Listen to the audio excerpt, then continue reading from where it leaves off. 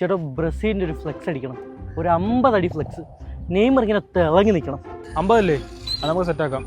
നേരത്തെ അർജന്റീനക്കാരന്മാർ വന്ന് ഒരു 80 അടിയുടെ ഫ്ലെക്സ് പറഞ്ഞിട്ടുണ്ട്.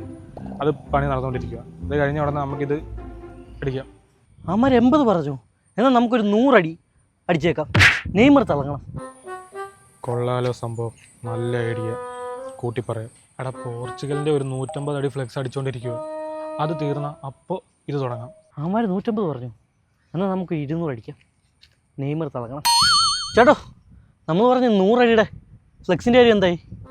മുമ്പത്തെ ഐഡിയ ഒന്നുകൂടി ട്രൈ ചെയ്യാം. എടാ, ബ്രസീലിൻ്റെ ഒരു 200 അടിയുടെ ഫ്ലെക്സ് നമ്മൾ വർക്ക് നടന്നുകൊണ്ടിരിക്കുക. അത് കഴിഞ്ഞ ഉടനെ ഇത് നമുക്ക് സെറ്റാക്കാം. 200? സ്റ്റോപ്പ്. നമ്മുടെ ഒരു 300 അടി അടിച്ചോ. ഇത് മൊത്തത്തിൽ ലാഭമാണ്. പോർച്ചുഗലുകാരനെ അങ്ങോട്ട് വിളിച്ചിട്ട് പറയാം. ഹലോ എടാ മോനെ, നിൻ്റെ ഒരു 200 അടിയുടെ ഫ്ലെക്സ് ഇല്ലായിരുന്നു പോർച്ചുഗലിൻ്റെ? അത് കുറച്ച് ഡിലേ ആകുമേ. അർജൻറ്റീനയുടെ ഒരു 300 അടിയുടെ ഫ്ലെക്സ് ഉണ്ട്. പിന്നെ ബ്രസീലിൻ്റെ ഒരു 400. എന്താടാ 500 അടിയോ? ബ്രസീലിൻ്റെ ഒരു 500 അടിയുടെ ഫ്ലെക്സും ഉണ്ട്. അപ്പോൾ അത് കഴിഞ്ഞേ നടക്കത്തുള്ളൂ. കുറച്ച് ഡിലേ ആകുമേ. ചേട്ടോ, ഒന്നും നോക്കണ്ട, കണ്ണും പൂട്ടി ഒരു 1000 അടി അങ്ങ് അടിച്ചോ. വരുന്നുണ്ട് ഞങ്ങളുടെ ഒരു 1000 അടി.